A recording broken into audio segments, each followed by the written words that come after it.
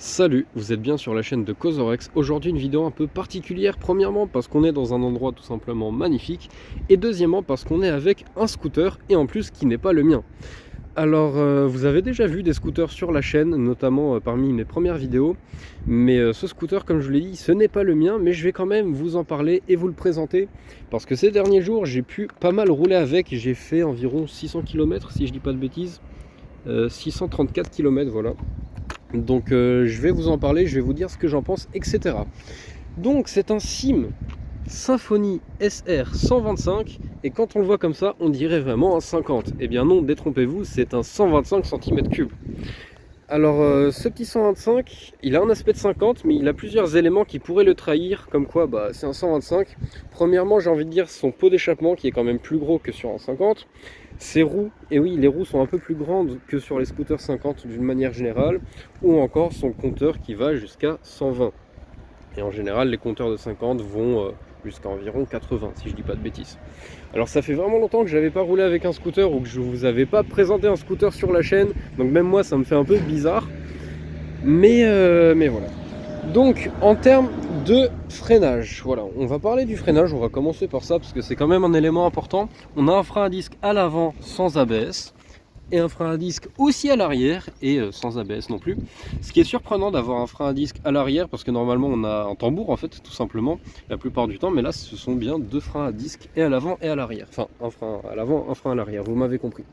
Donc ça c'est plutôt pas mal et c'est même rassurant, je trouve. En termes de freinage, non pas de freinage, le freinage on vient de le faire. En termes d'accélération, on va dire que jusqu'à 80-90, il s'en sort plutôt bien. Il a plutôt une bonne accélération, même si c'est assez linéaire et c'est pas foudroyant en fait. En revanche, sa Vmax, vous allez être surpris, sur du plat on est à peu près sur du 100-110 km/h, ce qui est plutôt pas mal pour un petit scooter comme ça. Et en descente, pour vous dire, on est à 120-125 km/h, le maximum que j'ai pu prendre, et honnêtement j'étais même pas au rupteur. Donc c'est vraiment surprenant pour un petit scooter comme ça. Il a une très très bonne Vmax, l'accélération elle est plutôt correcte, mais la Vmax est vraiment surprenante. Voilà, c'est ça que je voulais vous dire. En ville, en agglomération, il s'en sort plutôt bien. Il est agile, il est petit, il passe partout, voilà, il est plutôt pas mal. En termes de confort, la selle, côté conducteur, c'est plutôt confortable, même très confortable je trouve, j'étais assez surpris. En revanche, côté passager derrière, ça l'est beaucoup moins. Donc c'est un petit point négatif. Voilà, après personnellement, sur les centaines de kilomètres que j'ai pu faire avec, j'ai pas eu de problème, j'avais pas mal aux fesses, un peu mal au dos forcément parce qu'on est vraiment droit. C'est un petit scooter comme ça, donc on est très droit. Même on a les jambes en angle droit à ce niveau-là. C'est un scooter quoi, j'ai envie de dire. Mais voilà, après la selle est plutôt confortable. On a les cale-pieds pour le passager juste ici, un de chaque côté bien évidemment. Voilà, de ce côté-là aussi.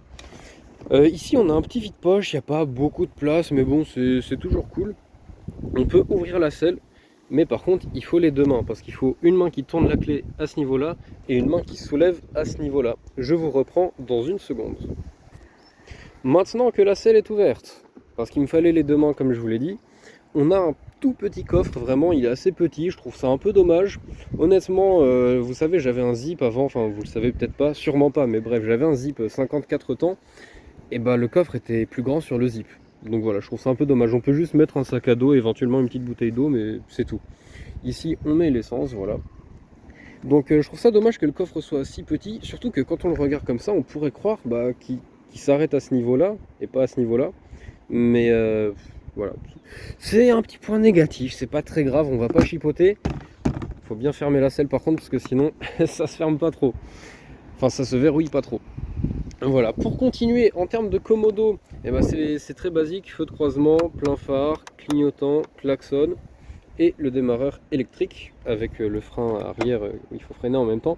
Il n'y a pas de kick, voilà, je tenais à le préciser, c'est pas surprenant, hein, mais il n'y a pas de kick.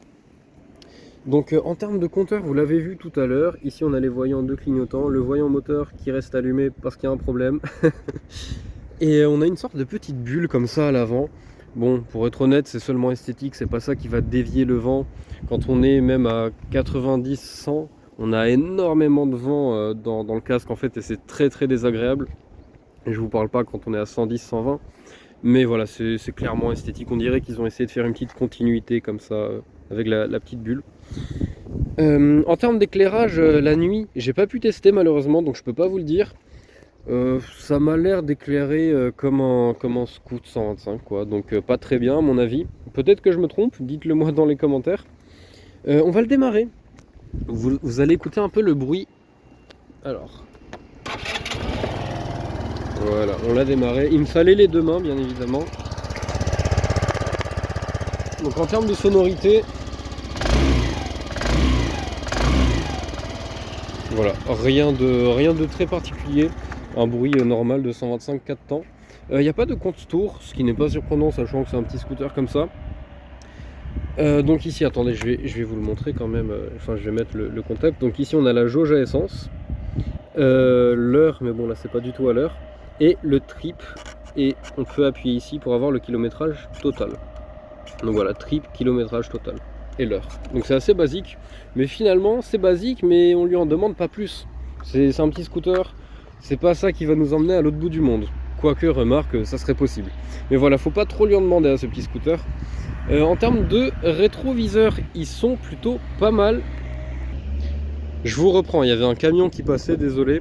Donc je disais, les rétroviseurs sont plutôt pas mal, c'est-à-dire que contrairement à d'autres deux roues que j'ai pu tester, on n'a pas les épaules qui cachent la moitié des rétros. Donc ils sont plutôt sur l'extérieur, j'ai envie de dire, ça va. Ils ont une forme un peu atypique, je trouve. Mais je pense que ça rentre un peu dans le design du scooter avec des traits un peu pointus, je sais pas, je trouve. Les suspensions. Donc à l'arrière, on a tout simplement un amortisseur ici et un amortisseur ici, donc un de chaque côté. Ça amortit plutôt bien les chocs, c'est assez souple je trouve, c'est pile comme il faut. Et la fourche, donc à l'avant, elle est relativement fine je trouve, mais elle est plutôt bien, enfin elle fait le taf j'ai envie de dire. En revanche quand on freine de l'avant, elle a tendance à s'abaisser. Bon, c'est le cas sur à peu près tous les deux roues, mais je trouve que c'est particulièrement le cas sur celui-là. Un peu comme la YBR 125 pour ceux qui me connaissent et qui ont vu mes vidéos avec.